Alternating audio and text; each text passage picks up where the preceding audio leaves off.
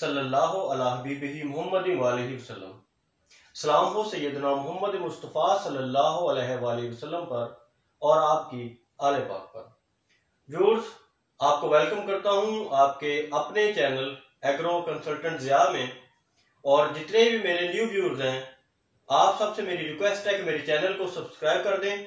और सब दोस्तों से एक मेरी गुजारिश ये है कि आज वाली वीडियो को शेयर करना मत भूलें, क्योंकि आज मैं एक इंतहाई अहम मसले की तरफ आप लोगों की तवज्जो दिला रहा हूँ।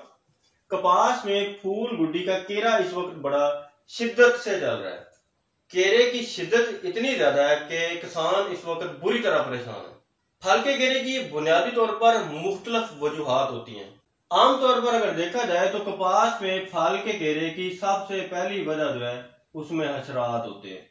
देखा जाता है कि बनने वाले फूल में या उसकी गुड्डी में थ्रिप्स का हमला तो कहीं ज्यादा नहीं है।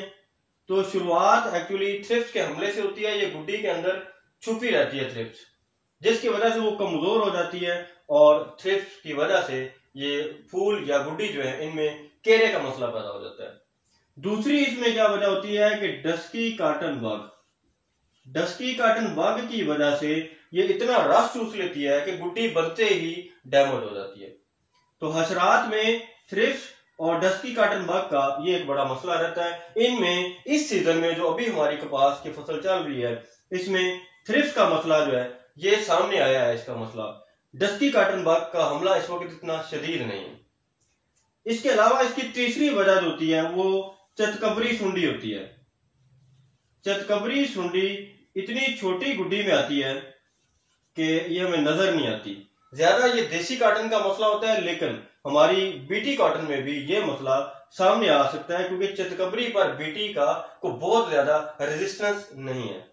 ये तीन बड़े मसले होते हैं जिसकी वजह से, हशरात की वजह से हमारी फसल जो है इसमें फूल और गुड्डी का घेरा हो जाता है। दूसरी जो बड़ी वजह है वो है न्यूट्रिएंट्स की डेफिशिएंसी, अज्जाए सगीरा या खुराकी अज्जा की कमी। अगर तो नाइट्रोजन हमने, यानी खुराक की अगर मैं बात करूं तो खुराक में देखना पड़ेगा हमने नाइट्रोजन कहीं वाफर तो नहीं दे रही बहुत ज्यादा। अब नाइट्रोजन वाफर का क्या मतलब है? नाइट्रोजन के वाफर होने का क्या मकसद है? इसका मतलब है कि हम नाइट्रोजन तो देते रहे लेकिन फास्फोरस नहीं दी। 1:1 की रेशो होती है नाइट्रोजन और फास्फोरस की, 1:1 की रेशो, 1:1.5। अगर आपने नाइट्रोजन इतनी दी है तो फास्फोरस इतनी देनी है। अगर इस रेशो को हमने अडॉप्ट नहीं किया और सिर्फ यूरिया डालते रहे और फास्फोरस दी ही नहीं, तो भी गुड्डी का घेरा हो जाएगा। खुराक के अज्जा में एक बहुत बड़ा मसला बोरान का आ जाता है। हमारी रवा सीजन में जो कपास की फसल चल रही है इस पे भी मैं स्टार लगा रहा हूँ। बोरान की वजह से भी हमारी फसल में गुड्डी और फूल का घेरा हुआ है। बोरान की सबसे बड़ी जो वादे निशानी है, क्योंकि ये एक ऐसी फसल है जिसमें फूल भी बनते हैं, गुड्डी भी बनती है, टिंडे भी बन रहे होते हैं, बॉल फॉर्मेशन भी हो रही है। तो बोरान की अगर कमी हो जाए तो टिंडे जो है, जो इसके टिंडे या बॉल बनते हैं, ये पिचके होते हैं, छोटे होते हैं, टेढ़े मेढ़े होते हैं। ये इसकी बड़ी निशानी है। अगर आपकी फसल में पिचके हुए, टेढ़े या अजीब से डी शेप्ड किस्म के टिंडे या बोल आपको नजर आ रहे हैं तो तसल्ली कर लें कि ये बोरान की कमी की वजह से फूल का घेरा हो रहा है। तो मैंने अक्सर जितने भी मेरे दोस्त हैं इनसे ये रिक्वेस्ट की है कि वो बोरान का स्प्रे लाजमी करें। हशरात और खुराक के अज्जा की कमी के बाद जो तीसरी वजह आ जाएगी वो आ जाएगी मौसम। मौसम में देखना पड़ता है कि दिन और रात के दर्जा हरारत, इसमें फर्क कितना है। ये बड़ी मजे की बात है, गौरतलब बात है। इन दिन और रात के दर्जा हरारत में फर्क कितना है, फ्लक्चुएशन कितनी है। अगर हमारा दिन का टेम्परेचर जा रहा है 52, 50, 45 और रात का टेम्परेचर जा रहा है 20, 25, यानी रातें ठंडी और दिन गर्म, रातें ठंडी और दिन गर्म, जो कि हुआ है पिछले 10 से 15 दिन में। यानी फ्लक्चुएशन इतनी थी कि दिन और रात के दर्जा हरारत में फर्क बहुत ज्यादा था। इस वजह से भी गुड्डी और फूल का घेरा होता है। इसके अलावा देखना पड़ता है कि शदीद गर्मी, सर्दी और हबस, इनका अगर फ्लक्चुएशन आ रही है तो भी आप अपनी फसल में गुड्डी और फूल के घेरे का सामना करेंगे। फसल में बड़ी शिद्दत से ये भी मसला आएगा। ये भी ऐसा ही हुआ है। अभी आपको पता है कि पूरा हफ्ता जो है ये पूरे पाकिस्तान में ठंडी हवाएं चल रही हैं, बारिशें होना शुरू हो गई हैं, मौसम में बड़ी तब्दीली आ गई है, रात बहुत ठंडी हो गई है, दिन में शदीद हबस हो जाता है, टेम्परेचर हाई हो जाता है। तो ये वेदर फ्लक्चुएशन का बड़ा रोल है, ये हमारे कंट्रोल में भी नहीं है। अब दर्जा हरारत दिन का अगर 35 डिग्री सेंटीग्रेड, मैं यहां लिख देता हूं, अगर दिन का दर्जा हरारत 35 डिग्री सेंटीग्रेड से बढ़ जाए तो पक्की बात है गुड्डी के केरे का मसला आ जाएगा। अब इस सारी सिचुएशन में हम क्या कर सकते हैं, हम इस मसले को कैसे सेटल कर सकते हैं, कैसे इस सिचुएशन को हम फेस कर सकते हैं, अब इसका बताते हैं। हाल की अगर बात करें तो सारे पहलुओं में थ्रिप्स को कंट्रोल करना है आपने, सबसे पहले पायरेट का उसमें आपने स्प्रे करना है, थ्रिप्स का स्प्रे लाजमी क्या करें। इसके अलावा बाइफेंथ्रीन का स्प्रे हर स्प्रे में शामिल किया करें, ये चितकबरी के लिए और दीगर कई मसाइल के लिए आपकी बड़ी मदद करता है। लीफ माइनर के लिए भी बहुत अच्छी चीज है, यानी आप अपने फील्ड में पायरेट का स्प्रे लाजमी करें, और टाल स्टार ही मैं रिकमेंड करता हूं। ये स्प्रे प्लान में ये दो चीजें, यानी हर तकरीबन महीने में पायरेट का एक स्प्रे तो लाजमी करें आप। अभी ये जो गुड्डी का केरा हो रहा है, अगर आपने स्टार्ट में पायरेट के 2 स्प्रे कर लिए होते तो इससे आप महफूज रह जाते। टाल स्टार आप हर स्प्रे में शामिल किया करें, अपने किसी भी स्प्रे में टाल स्टार या बाइफेंथ्रीन को मत छोड़ा करें। ये तो हमारा हशरात का मसला हो गया पहला, इसको तो हम इस तरह कंट्रोल कर सकते हैं। दूसरा आ जाता है खुराक का मसला। नाइट्रोजन और यूरिया की बोरियां डालने के बजाय नक्के पे फास्फोरस भी फ्लड करें। अगर अब आपके पास पानी नहीं है, जमीन में वतर मौजूद है, तो हाई फास का स्प्रे करें। ये स्वात एग्रो का हाई फास है। मुझे पता है आप सब दोस्तों ने बड़ी वाफर मकदार में नाइट्रोजन, केन, गुआरा, गट्टू के गट्टू और थैले डाले हुए हैं, तो इसमें ये फास्फोरस भी देता कि नाइट्रोजन और फास्फोरस की रेशो जो है वो बैलेंस हो जाए। इसका 1 किलो का स्प्रे करना है, 1 kg, ये भी मैं लिख रहा हूं। तीसरा अब मसला आ जाता है कि न्यूट्रिएंट्स की डेफिशिएंसी। ये तो इम्बैलेंस है ना, मतवाजन खुराक नहीं दी, एक कमी है, बोरान की कमी है या वेदर फ्लक्चुएशन है, मौसम ऊपर नीचे हो रहा है। तो अब इसमें क्या करना है, आपने 400 से 500 ग्राम बोरान लेना है, 1 kg वाला पैक लेना है। ये बोतलें और डब्बे ना उठा लिया करें, मैं बड़ा वादा कर दूं। ये कुछ दोस्तों के मसाइल मुझे सामने आते हैं कि मैं यहाँ लिख रहा हूं कि 400 से 500 ग्राम बोरान, इसका मतलब है कि यही करना है। अगर वो और होता तो मैं वो भी आपको रिकमेंड कर देता। 400 से 500 ग्राम आपने अपने मसले को देखे और उसका हाल मैं बता रहा हूँ। मुझे पता है बुरान बोतल में भी होता है, मुझे पता है बुरान और भी कई फार्मूलेशन में होता है। मैं यहाँ पर क्यों रिकमेंड कर रहा हूँ 400 से 500 ग्राम बुरान, इसकी जरूरत है। आपकी फसल इस वक्त 400 से 500 ग्राम बुरान लेती है। अगर आप अपनी फसल पर 1 किलो भी बुरान कर देंगे तो परेशान होने की कोई जरूरत नहीं है।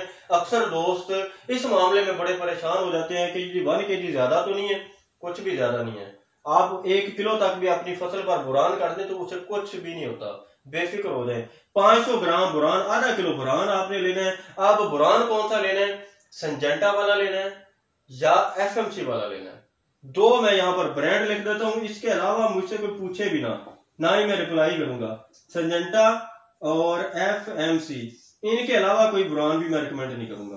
देखिए आपका मसला शदीद है तो उसका हल भी यही है, इसमें मैं किसी को बहस करने का मौका नहीं दूंगा। साथ आपने वेदर फ्लक्चुएशन, आपको मौसम के खिलाफ अपने पौधे को बढ़ाना है, इसकी ताकत बढ़ानी है। 500 ग्राम, आधा किलो, 500 ग्राम हाई के गोल्ड, इसको ले लें, या फिर के लीफ के नाम से एक प्रोडक्ट मार, इन दोनों में से एक प्रोडक्ट ले लें, हाई के गोल्ड और के लीफ। आधा किलो बुरान और आधा किलो हाई के गोल्ड, इसके 2 स्प्रे करने हैं आपने, और ये कर दें, आपका इसमें फायदा है। ये वो आपको नुस्खा बता रहा हूं, हाई फास्ट। अब करना क्या है, ये मसला ये भी आ जाता है कि मैंने तो 3 मसलों का हल बताया, स्प्रे कैसे करेंगे। मक्खी का भी मसला होगा फील्ड में, और भी खादों का स्प्रे लादा करना है, पेस्ट का स्प्रे लादा करना है, पेस्ट के साथ खादों की स्प्रे नहीं मिलानी। आपने अब 1 किलो लेना है हाई फॉस, यानी 1 किलो हाई फॉस लेना है। 500 ग्राम आपने बुरान लेना है और 500 ग्राम आपने पोटाश लेनी है। ये तीनों मिला के आपने स्प्रे करना है। ये आपका मैंने स्प्रे बता दिया। ये वेदर फ्लक्चुएशन के लिए है, ये बोरान की डेफिशिएंसी के लिए है, ये आपके इम्बैलेंस नाइट्रोजन फंड। अगर आप ये स्प्रे मिला के कर देते हैं गौर से सुन ले, मैंने ये बड़ी वीडियो मेहनत के बाद आपके लिए तैयार की है, इसमें मेरा जाती मुफाद कोई भी नहीं है। जो प्रोडक्ट बनते थे वही बता दिए, इनके मुतबादल नहीं मैंने बताने, ना मुझसे को पूछे, ना है ही इनके मुतबादल। मुझे चीजों का पता होता है मार्केट में क्या है, लेकिन कुछ मजबूरियां भी होती हैं। आपका मसला देखें, आपके मसले का मैंने हल बता दिया।